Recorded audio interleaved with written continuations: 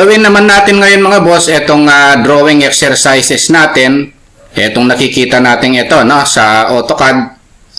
Kaya lang mga boss, bago pala tayo magumpisa no, para gawin ito, kung bago pa lang po kayo sa maliit pa lang nating channel, huwag nyo po sanang kalimutang pindutin muna pala no, yung subscribe. Pero isama nyo na rin po yung like at saka notification bell. Ang una nating gagawin mga boss, no, ito munang circle sa gitna. No? Itong tatlong ito yung maliit, diameter 20, tapos itong susunod, radius naman 20. Pagkatapos itong diameter 90 at saka itong diameter 110. So millimeter po yung unit natin, no? So umpisahan ko muna dito sa circle, C4 circle, ang diameter ay 20. So D4 diameter 20. Circle uli dito sa center dito, ang radius naman this time ay 20. Tapos circle uli dito sa center magumpisa, no? Tapos ang diameter naman D4 diameter 90 naman. Ang susunod na circle, C4 circle, center uli, ang diameter this time ay 110 naman, no? Ito yung 110, ito naman yung 90. So ngayon, since tapos na yung mga circle sa gitna, etong dalawang circle naman sa taas, no, ang gagawin natin, no? Pero gagawin ko muna itong isang ito, tapos susunod ko na yung sa kabila, no? Paano gawin ito? So kung titingnan natin mga boss, ito yung distance nung dalawa, no, center to center, 110 mm, no? So ibig sabihin maglaline ako sa gitna o from quadrant, tapos mag-offset ako ng 55 mm. Kasi 55 mm plus 55, 110, no? Siguraduhin natin mga boss na itong line na ito nasa quadrant, no? Kasi pag hindi nasa quadrant yan, mali yung ginagawa natin, no? Ayan yan, no? Ngayon na i-dimension natin ito, siguraduhin natin na ito 110 mm ito. Ayun, so ibig sabihin tama naman, no? Yung distance niya na 110, no? So match properties ko muna, iparehas ko na lang dito. Tapos itong circle na ito, meron siyang line, no, dito sa may quadrant niya, no? Tapos line uli ako rito dito sa may quadrant. Dito yung quadrant ng circle, nandito yon, no? So ang radius ng circle na ito yon. Radius is 10 mm. Apat kasi yan, isa, dalawa, tatlo, apat, no? Ang radius niya ay 10 mm, no? Pero yung diameter niya, siyempre times 2, 20 mm yon, no? So yung diameter ang gagamitin natin kasi nasa quadrant siya. Pababa tayo. So ibig sabihin, magsisircle ako. Ang gamitin nating option, eto na, 2p. Na-discuss ko naman yan. Ang first point dito, ang second point, yung diameter niya na 20 mm, no? Kasi ang radius niyan ay 10. So ibig sabihin ang diameter niya ay 20, no? Ngayon, meron siyang circle sa loob na ang radius niya ay 5, no? So circle radius ay 5 mm. So ayun na 'yon, no? Gawa na yung isa, no? So i-adjust ko muna ito. Hanggang dito lang pala ito, yan, no? Pagkatapos once na nagawa na yan, pwede ko nang gawin ito. Ngayon gagawin ko na rin ito, yung pa-arc na ito, ang radius niya ay 5, no? So, iyan, actually, circle lang yan. Ang option niyan, ito. Tangent, tangent, radius. Na-discuss ko naman ito. Tangent siya rito, pero ang radius niya ay 5 mm, no? Ayan. Ganon din sa kabila, no? Tangent, tangent, radius. Tangent siya rito, ang radius ay 5 din. Ayan. So, ibig sabihin, pwede ko na siyang i-trim. Trim ko ito. Trim ko na rin ito, tsaka yun, no? Ayan. So, gawa na yung isa mga boss, no? So, para magawa yung kabila, pwede ko nang i-mirror, no? Actually, mirror ko ito dito, tapos yung dalawa, i-mirror ko naman doon, no?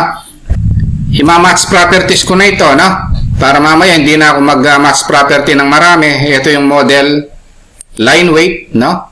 So, ito, i-match ko na. Ayan, no?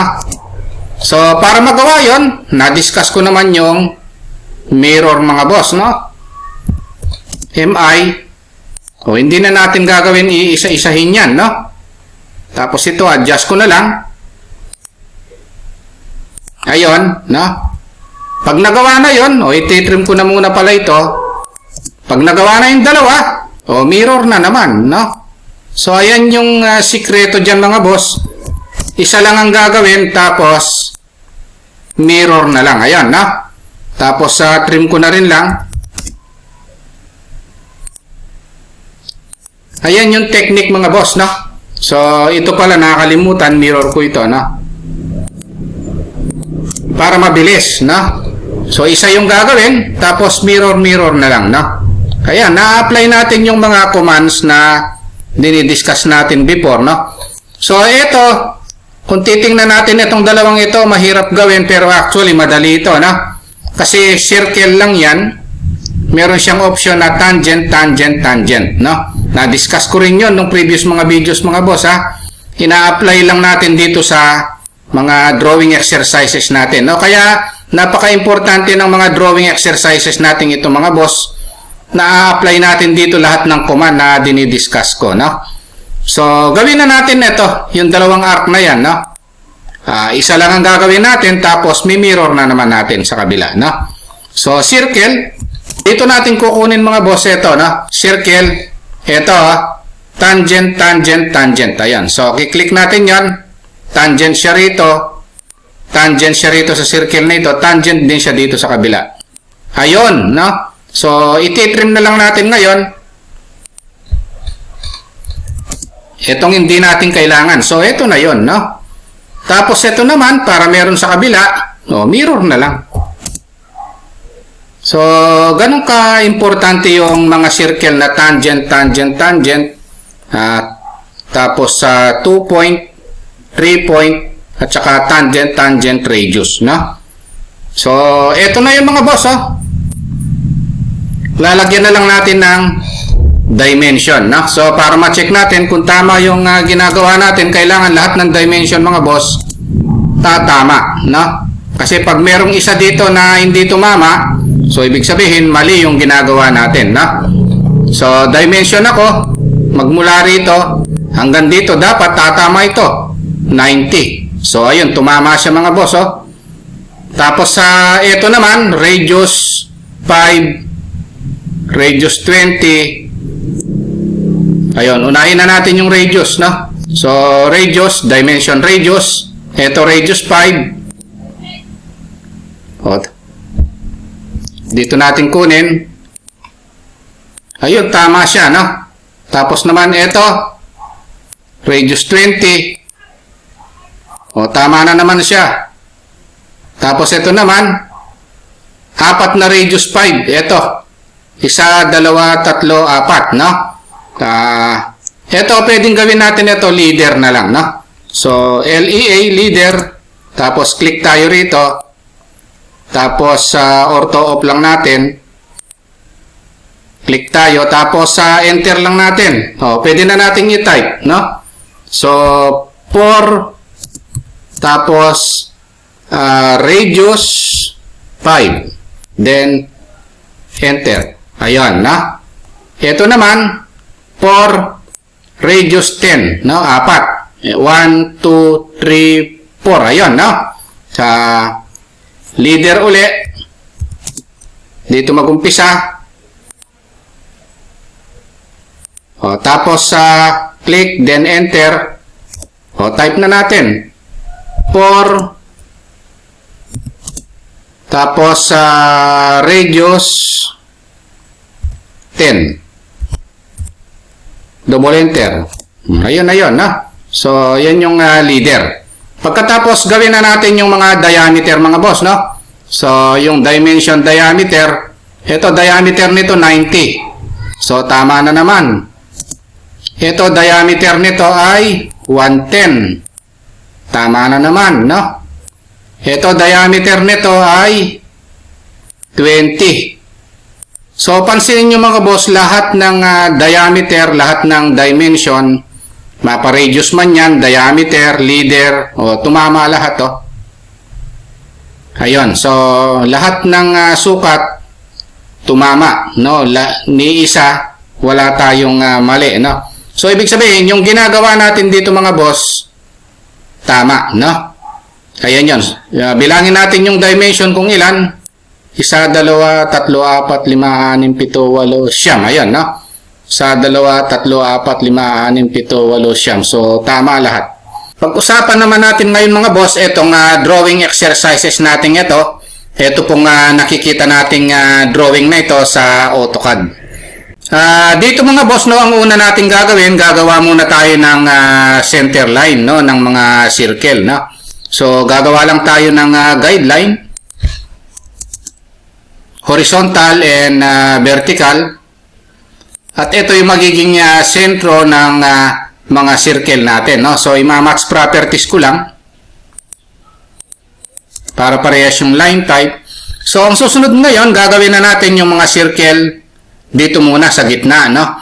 So, kung titingnan natin, itong circle na ito sa loob, meron siyang radius na 20 mm, no? Magsi-circle tayo, click sa intersection, pagkatapos ang radius niya ay 20 mm, no?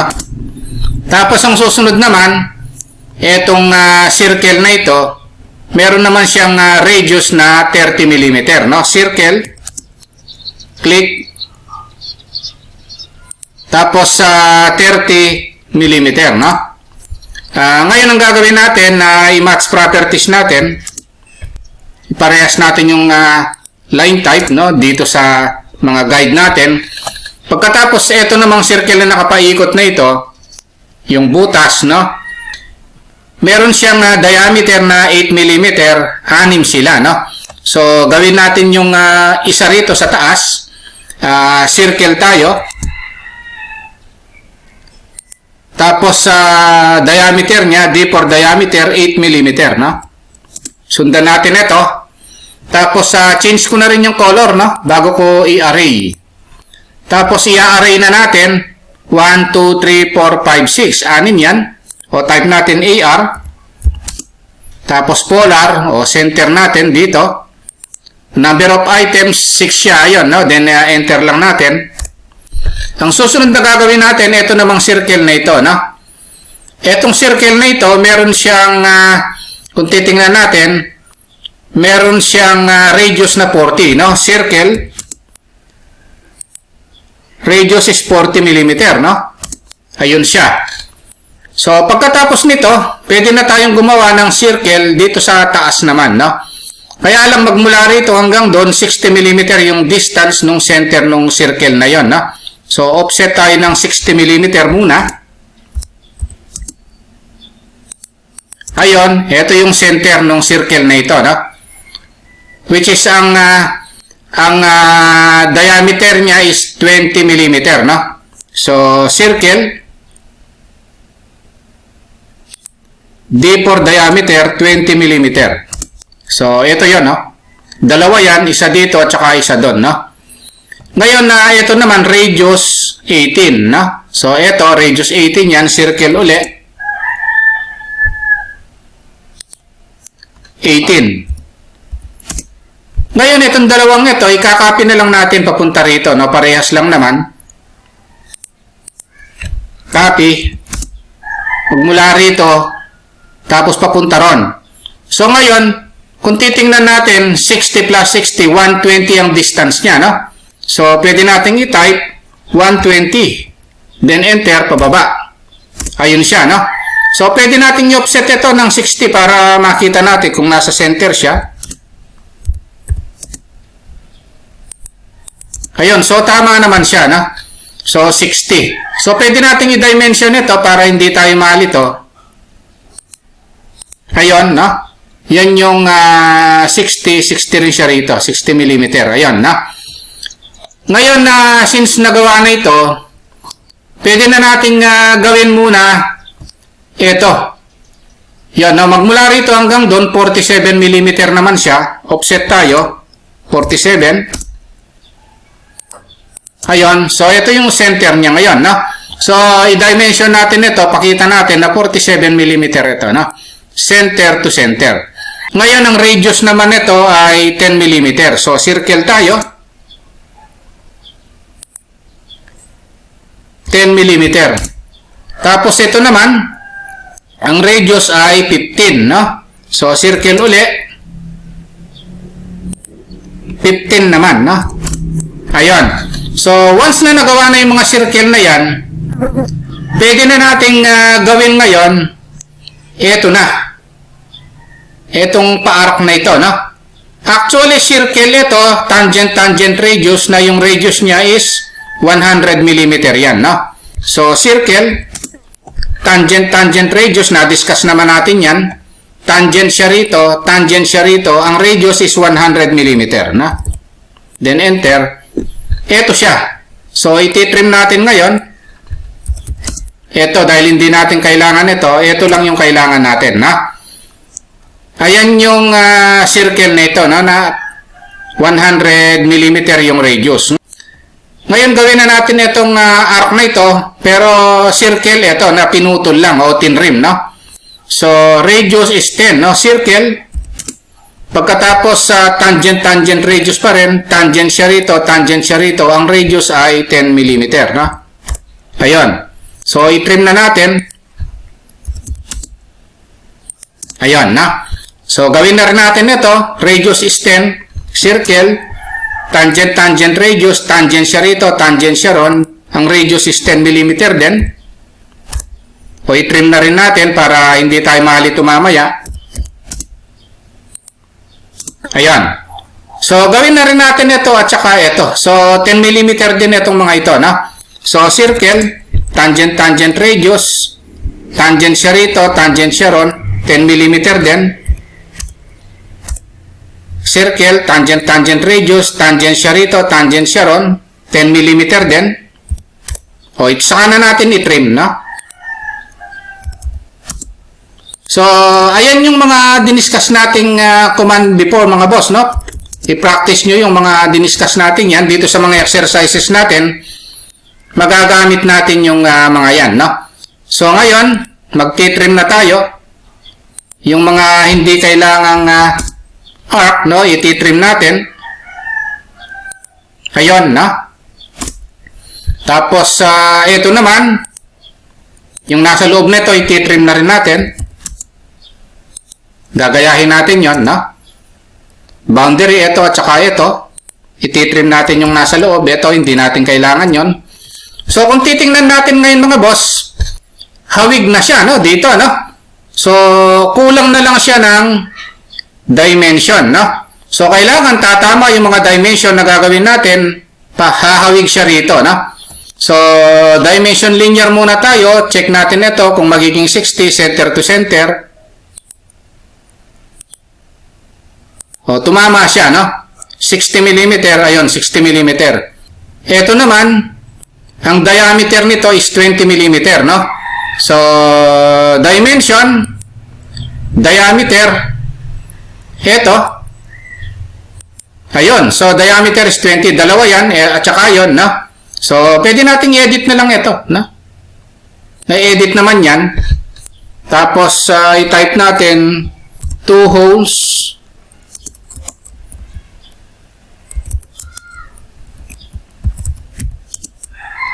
yung diameter percent C.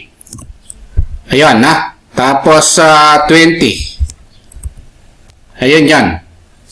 Ngayon na ito naman, ang radius ay 100 mm. Ayun, tumama siya, no? Radius nito 10. O, tumama na naman siya. Parehas lang nito. Radius is 10 din, no? Tapos ito naman, radius 10 din, no? Radius 15. Tapos radius 18 ito. So, tumatama naman, no? Tapos ito naman, radius 30. Ayan, na? Radius 40 naman ito. Ayan, na? So, radius 40. So, i-adjust lang natin, no? Idala natin doon.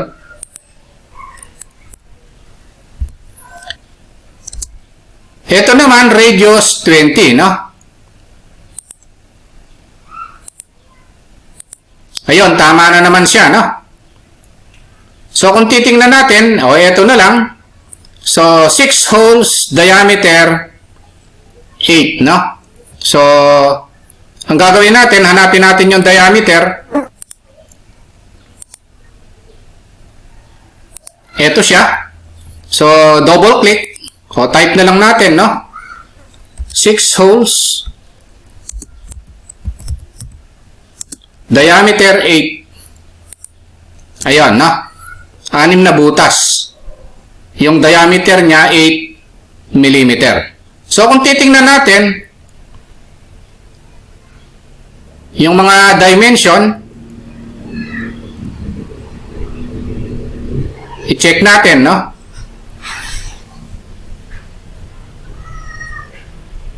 Okay, so kumpleto na, no? Pati dimension, and then na-drawing na natin, wala nang kulang.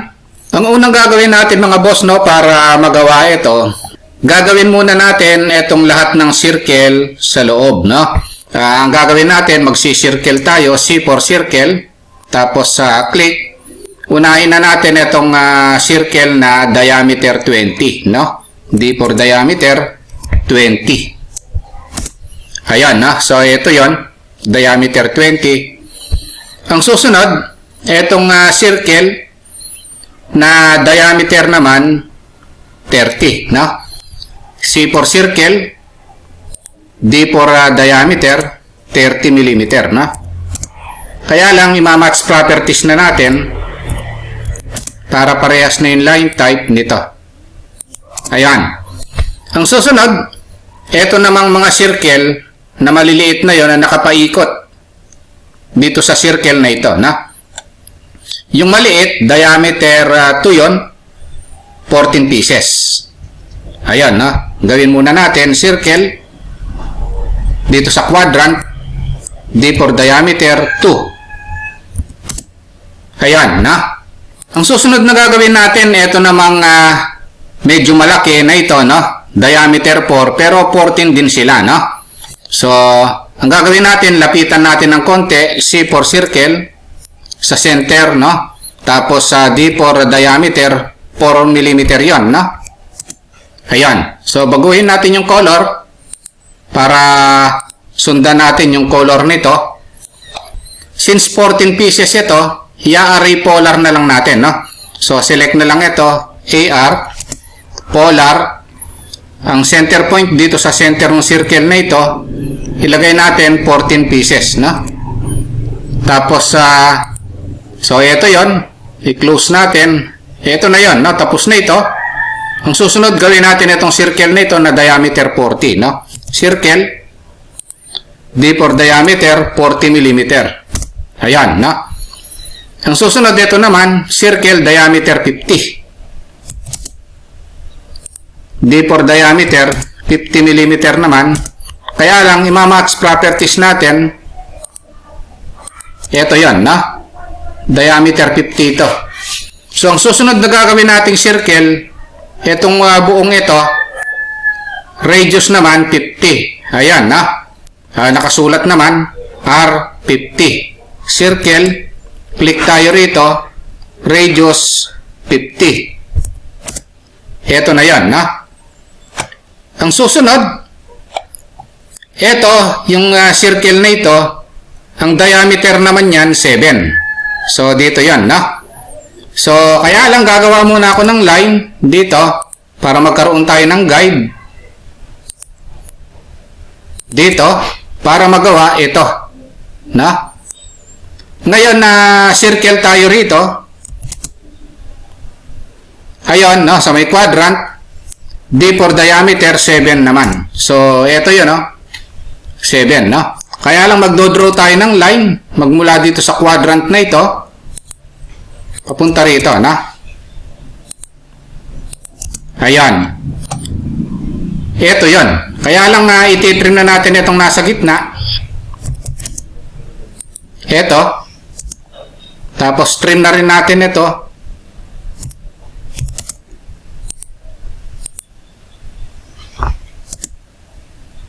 Ayun. So, ibig sabihin, ito, nagawa na, no? Ngayon na ito, gagawin natin. Ito. So, gagawa tayo ng line dito para maging guide din. 30 degrees magmula rito hanggang doon, no? So, ibig sabihin, ito, 60 degrees ito. Magmula rito hanggang doon, no? So, pwede natin gawin yan mga boss. Magla-line tayo dito sa center. Pagkatapos, i-on natin itong polar tracking. So, na-discuss naman natin yan. Kailangan makita natin yung 60 degrees, no? Yun, 55, 56, 60, ayan, no? Magla-line ako rito. Kailangan na gawin natin itong naka-straight na yon, 90 degrees yon. Match properties lang muna natin para hindi tayo malito, no? Itong mga guide na ito, ayun, no?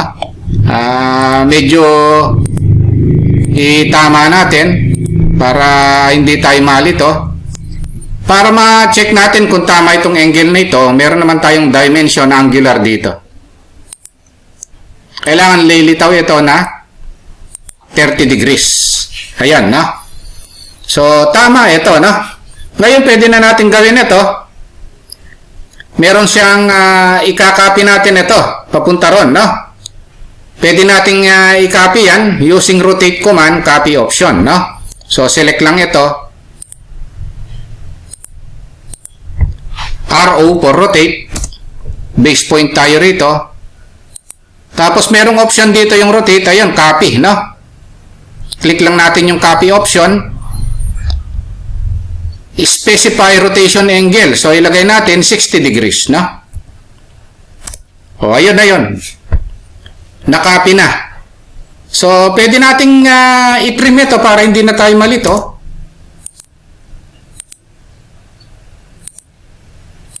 Ayun, no?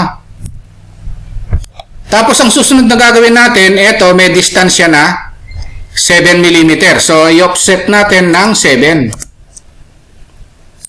At saka ito, 7 yon, no? Ang susunod na gagawin natin mga boss, gawin na natin ito ngayon, no? Ang radius niya is 25.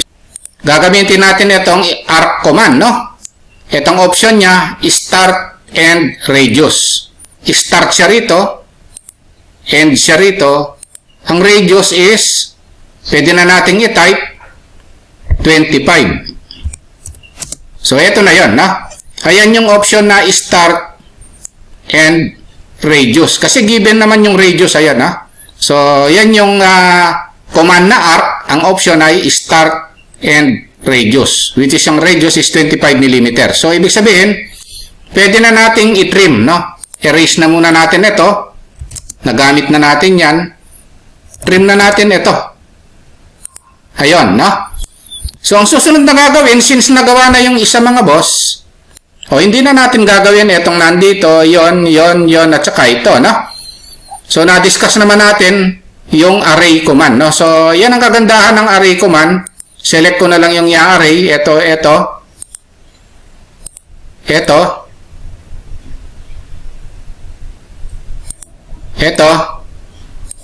at saka ito.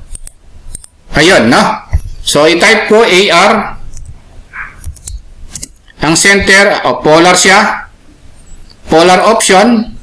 Center dito. Ilang items? Nakalagay ang default naman is 6. 6 din naman ito. 1, 2, 3, 4, 5, 6, no? Enter ko na lang. Pwedeng i-trim na lang natin, no? Ginawa natin yung isa, pero in-array na lang natin yung natira, no? So, array polar, iti-trim na lang natin ngayon ito. So, yan yung trimming na lang, no? So, Madali, no? Kasi isa lang naman ang ginawa natin, no?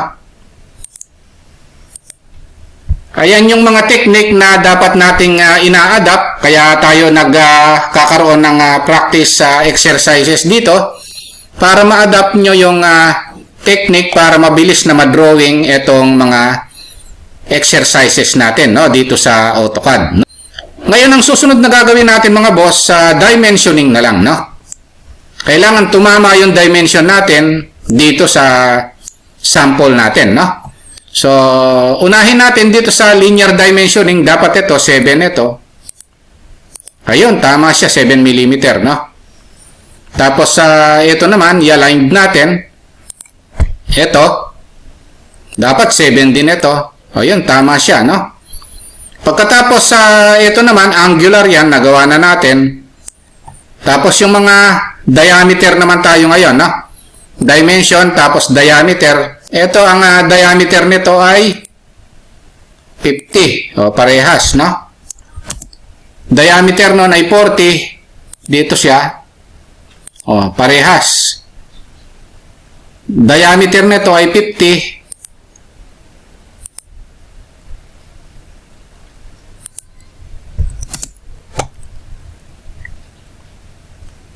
Diameter nito ay 20. Ayan, na. Ngayon na ito naman radius niya, no? So ito radius 50 naman. So tama rin. Ito diameter nito 30 pala ito. Ayan, na. So nakalimutan natin.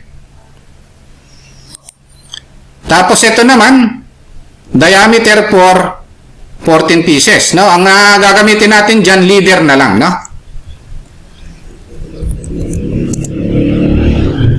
Magmula rito, ortho off lang natin. Enter. O, tapos i-type natin percent C. Ayan yung symbol ng diameter. Tapos for 14 pieces, no? Then, double enter.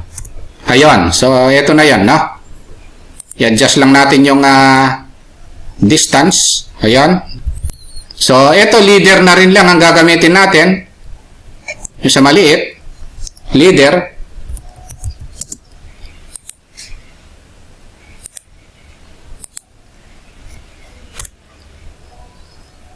Percent C rin. Tapos, 2 mm kasi yan. 14 pieces din, no? Double enter. Ayan yung kagandahan ng leader, no? So, pwede natin i-type. Itong symbol nito, percent C ito, no? Pag diameter. Pero percent din naman pagka degree. Ayan, no? So, ito yung mga dimension natin. So, ito, radius din pala ito. Nakakalimutan natin. Yon, 25, no? So, check natin, no? Yung dimension, ito. So, ito yan. Pagkatapos dito naman, ito yon. Tapos itong dalawa. Ito yan, no? Okay, ayun lang mga boss, no? Sa tingin naman natin, lahat ng dimension niya tumama. Kung nagustuhan nyo po itong video natin, no? Dito sa exercises na ito, huwag nyo po sanang kalimutang pindutin muna pala yung subscribe, no? Dito sa maliit pa lang nating channel. Isama nyo na rin po yung like at saka notification bell. Thank you very much at God bless po sa inyong lahat.